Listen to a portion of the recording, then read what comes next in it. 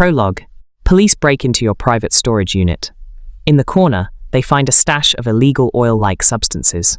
In that moment, you know everything is over. Layer 1. The hungry teen, age 16. You're 16, broke. Living in a cramped, run-down apartment where the carpet is stained and foul. The fridge is empty, just cold air inside. Bills pile up like a collapsing mountain on the table. Your mother is gone. Your father never existed in your life. You and 5 others sleep in a single room on a moldy old couch. Back then, you already understood. No one is coming to save you. Hip-hop becomes your only escape. Not a hobby, not a dream, a survival route. You record yourself on a cracked phone, replaying your voice at 2 a.m. By day, eviction notices pile up. You've got 2 weeks before you're on the street. There are only 2 paths. Blow up or disappear, no in between. Layer 2, the first break. You start hitting every open mic you can find. You turn your closet into a makeshift studio with your last $20. Everyone tells you to quit. Get a real job. Stop embarrassing yourself. You fall over and over again. Get laughed at constantly. Then one day, the eviction notice hits the door. That night, you have nowhere to go. You record a raw video in your kitchen with no setup, no plan. Upload it at 2 a.m., no expectations. You wake up to 200,000 views. By noon, a man in a button-up shirt shows up at your cousin's place. He says, "You've got potential." Your life gets rerouted instantly.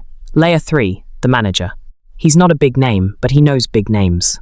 He slides a contract across the table over 100 pages. You don't understand it. You don't have time to. You're running out of everything.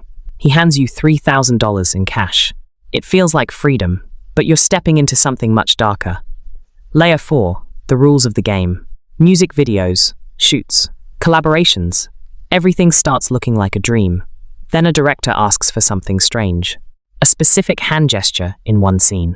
You don't ask questions. You can't. The video drops. Millions of views overnight. Big artists start reaching out.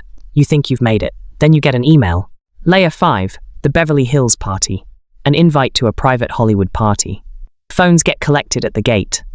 Luxury cars, real celebrities, power in physical form, but something feels off. Heavy, pressurized. Late at night, rules begin to surface. Someone tells you, this is how it works. You're taken into a room, bright lights, no explanations, no escape, you comply. From that point on, you're no longer an outsider. Layer 6, the recording. The next day, a video hits your phone. It only shows you. Everyone else is cut out.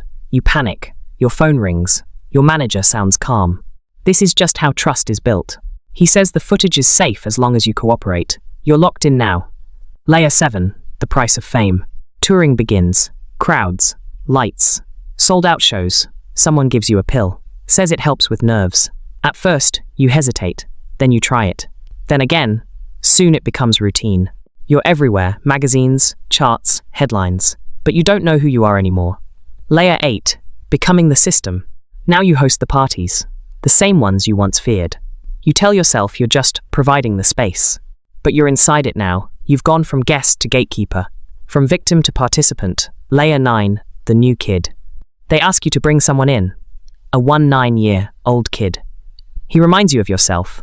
That makes it worse. You know exactly what's coming for him. Still, you make the call. Layer 10. The control network.